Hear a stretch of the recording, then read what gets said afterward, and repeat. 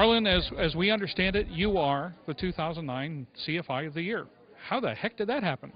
I am so excited. I tell you, I'm not quite sure how it happened. I think you just do a lot of work, and you try to do a lot of work very good, and then good things happen to you.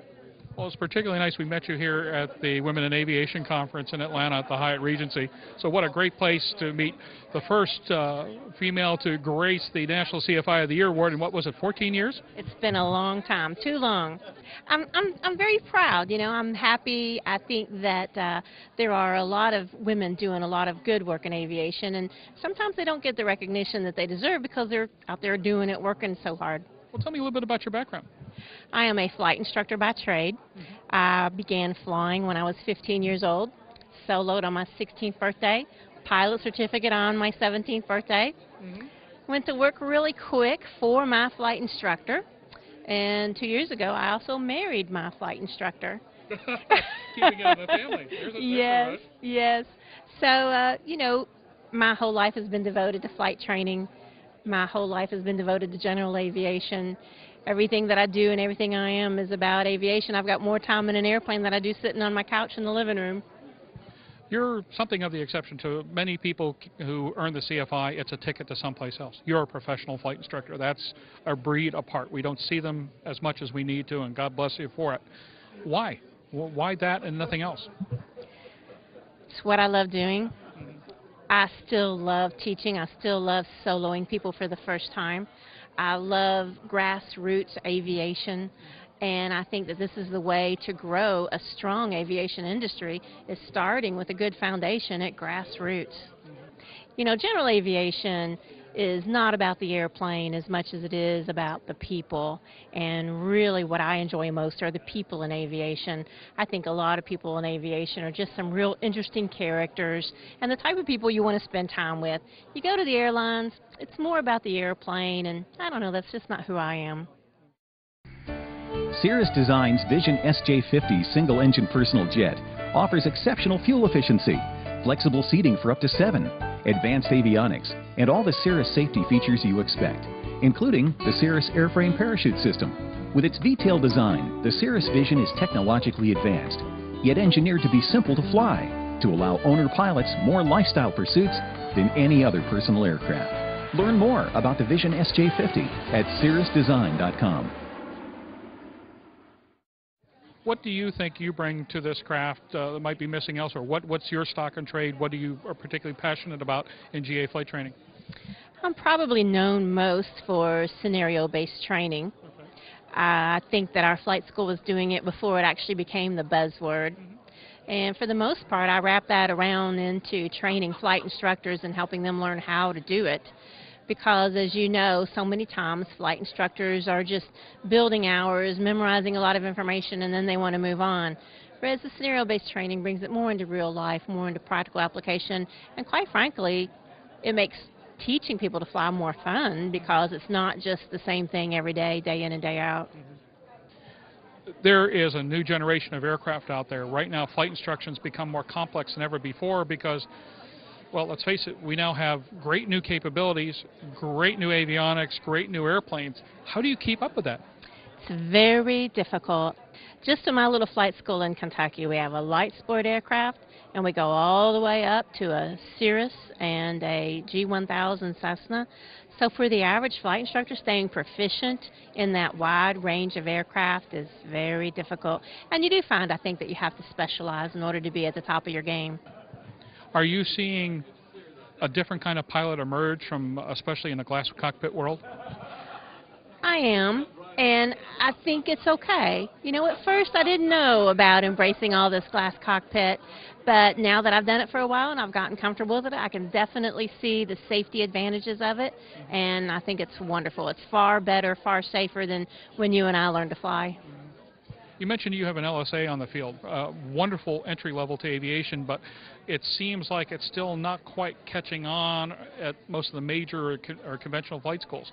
How do you fit the LSA into the mix? Well, we figured it in several ways. First of all, it makes a very economical renter, even for private pilots and above who just need 2 seats to go someplace. The second thing is we do a lot of private pilot training in the light sport aircraft, again, because of the economics of it. But you know, there are a lot of people out there who are just very happy flying during the day, VFR, and hey, there's no sense in making it more complicated than it needs to be for them. Tell us a little bit about Aero-Tech. Aero-Tech has been in business since 1971. All we do is flight training. It's what we specialize in. But we do flight training on a personal basis. It's still very one-on-one. We don't herd you through like cattle. The emphasis is on being an aviation citizen, on giving back to the community, on making sure that the people who graduate from our program understands what it means to have a privilege to fly. Welcome to the Aero-News Network, the aviation world's most comprehensive news and information resource. Real-time 24/7 online audio and video programming, where aviation has been getting updated for over a decade. Distributing over 11,000 stories, features, audio, and video programs every year. Only ANN covers aviation and aerospace with this much depth, insight, and expertise. Check us out on the web at aero-news.net. I've got to ask the question here, of all places, as a woman in aviation, how do you feel you're looked upon, and how are you molding your role to other women that you may be coming in contact with who are trying to enter aviation? I was very lucky. I had a lot of people who were willing to help and support. My personal experience has always been whenever I asked for help, I always received it. And so I try to return the favor when people ask for help. I try to tell them what I know. I try to give them opinions that are straight from the heart that I feel like have worked for me and my customers and in my flight school. And I think really that's what general aviation is about, is that networking and helping each other. Are there still any barriers, though, to opportunity for women entering aviation? Not that I can see. You know, we've come full circle now to where I think there's almost more possibilities for women than there are for men. I mean, when you look around, you can see even at the convention, everybody's very pro-support for women and trying to elevate women. There are not that many airline transport pilot female pilots. What, about 4% or so? And so for that reason, we need more women, and we do want to make it easier, and we do want to cut down those barriers. I'll tell you one thing real quick. I've known a number of the folks who have held the position. You are the latest in a long line of really tremendous aviators, and if you aren't feeling the pride, you should. Well, I tell you, I do feel the pride. And I've had a lot of support from the previous winners. Mike Trescott was one of the first to send me an email, congratulations, offer his help, offer his assistance. You know, when you get a title like this, it's not just something that happens to me, it's something that happens to flight instructors everywhere, and it's a great deal of responsibility to suddenly be a representative of flight instructors everywhere. So 06, 07, 04, they've all called in the last couple of weeks, so there's that camaraderie even at this level.